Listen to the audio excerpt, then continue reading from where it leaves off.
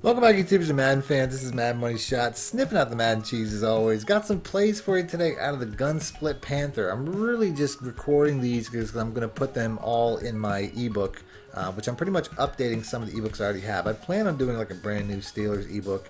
Basically, like I said, I updated the Saints. All that stuff's in the description below. I love the new Saints look. I'm actually thinking about using that playbook quite a bit again. And I'm updating the Panthers because there's some really good formations. The Panthers was already one of the biggest books because it's one of the books I use the most. And now it's getting even bigger because I'm adding plays like this. And I actually added some plays out of the tight as well. So like I said, that's just a really great formation. So let's go ahead and let's pick some plays. Let's get right to it out of the Gun Split Panther. The first play that I would say, it's hard to say which one's my favorite play because they're all pretty much equal in my eyes. I would say the play that I use the most, or at least the two plays that I use the most, are the 6-8-9 hook and the halfback slip screen. They're basically the exact same play. The only thing that changes is what the running back's doing. So I'm going to start with the 6-8-9 hook. Go ahead and we'll pick that. All I'm really doing is I like to motion out Olsen a lot of times. And this is basically, what I do with this is basically like you would see in a, like Muhammad Ali used to do. You'd put his hand out, like waving it in the air, making you think that that's where the punch is coming. So and then he hits you with a counter. So basically what I'm doing is I'm making the user watch the R1 route, because the R1 route, when you motion him out, he just gets open against most things. And once I do this, I mix in the screenplay. So this is pretty much, there's not a whole lot to this. If it's a cover 2, Jarius Wright, I think that's what his name is a pretty good play right up the middle against cover 2s. But realistically, it's all about these two routes. If I want to give myself another option, putting Samuel on an in route is a decent look.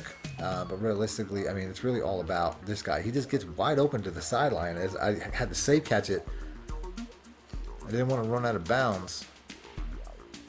So here we go once again. Like I said, there's not a lot of coverages where this guy just doesn't get wide open. Like I said, I don't know what happens there. You see, they just kind of like ran into one another and they just decided to not cover him. Greg Olsen is not necessarily the best athlete either, which I was complaining about a little bit in the last video. He just doesn't really, like there, that must have been a cover 2. I would say cover 2 is probably going to give the most problems out of anything, and that's why, like I said, Jarius Wright there, because I think that's what his name is. If it is a cover 2, Jarius Wright is going to be the play. Now that was a cover 3, still worked out because the safety was so far back, but you can see the look. Basically a 2-read play. I'm not really looking McCaffrey's way too much. That's just kind of, I don't really. It's just these two routes. It's just Greg Olsen and Wright. That's pretty much the look every time. And then the square route's not a horrible check down. What Bird's doing. I thought I replaced, Wright. I didn't think that Wright was still out there, but somehow he got back into the game.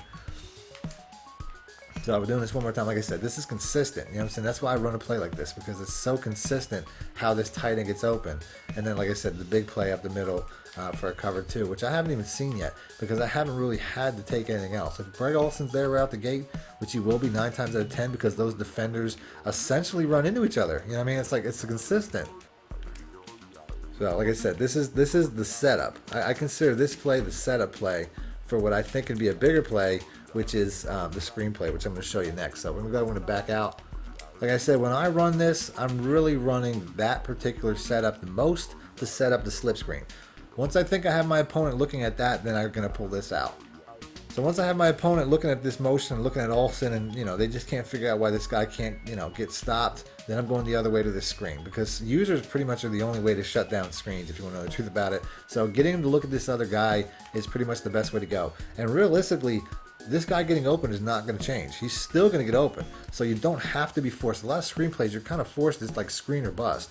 I don't like running screenplays where if that player, the running back doesn't get open or whatever, it's game over. I like having other options, like the tight end on the other side, pretty much has. So you just have deadly options on both sides, whether it's the screen or the flat route. You're going to have something big every time.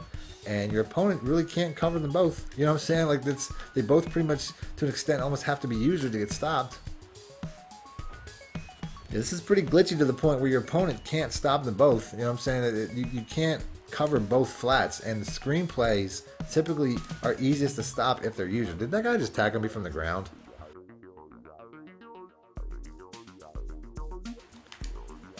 whatever. So like I said, whichever one the user middle linebacker picks, the other one's typically there. And like I said, it's just a good screenplay. As you can see, I'm having a lot of consistent success running the screenplay. Let's go ahead and let's do this one more time. You can still put this, actually I was going to say you can still put the guy on an in route, but you can't do that because I just remembered they basically don't let you make adjustments anymore based off of a glitch that was exposed a couple years back. There he was getting, tackled there. I don't know, when are they going to enable adjustments again on screenplays? That was so long ago, I don't think anybody even remember it. So here we go, we're going to get a touchdown maybe, not really, kind of. Yes, we're going to get it, touchdown with the dive. So we're going to move on from that. Like I said, real simple. It's really only about 2 routes. You could probably still hit the X route, but realistically you're not going to have time, so it's really the running backs. One of the reasons that I like this entire scheme is because it's so specific for coverages. One of them, to me, the PA slide is an amazing play for man coverages. Anytime that you see somebody running a lot of man coverages, the PAY slide is going to be a really good way to catch them off guard. So we're going to pick random. So like I said, if your opponent is running a lot of man coverages based off of the fact that the alignment typically is, somebody will be aligned straight over McCaffrey and somebody aligned straight over Olsen. When they cross like this, a lot of times it's going to be really difficult. And even if it's not a man coverage like that there, that was not a man coverage, but it still works out good in the flats. I'm playing this from about the 45, so I didn't get a huge gain there, but like I said, I'll take that. You know what I'm saying? It doesn't have to be a huge gain all the time. As you can see right there, we had a tight man coverage, but that's a really good man beater route. And I actually gave up on the play. I wasn't even touching the sticks. I probably could have gone. This entire formation is pretty much devoid of adjustments. It just has a lot of really good plays. This square route too, by the way, the way that those plays are, the spacing is really brilliant between the R1 route, the square route, the crossing route. As you can see right here, we're just getting a lot of heat. That was like a man blitz, but there's not, I mean, pretty much every one of these routes is a really good man beater and a really good zone beater for that matter too. Here we go, we're gonna try to go the other way with the running back there. Didn't get the hugest gain, maybe a yard. No big deal though. Just got to make the reads a little bit better. So here we go once again. We're gonna hit that comeback route. That's that comeback's gonna be money every time. I don't care what the coverage is. That comeback route's probably gonna beat it.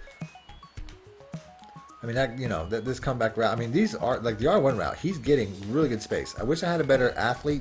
Still got about 10 yards or more there, though. But, Olsen, if I could replace him with somebody with a little bit of athleticism, as you can see right there, that was just a bad timing throw. Yeah, I really wish I had something better than Olsen athletically, but it is what it is. So here, that's a hard flat. I'll take that all day. Like I said, that square route pretty much has beat most things. Make sure to hit R2. So you're not, getting into this. Like, for some reason, it makes you run in that direction like that.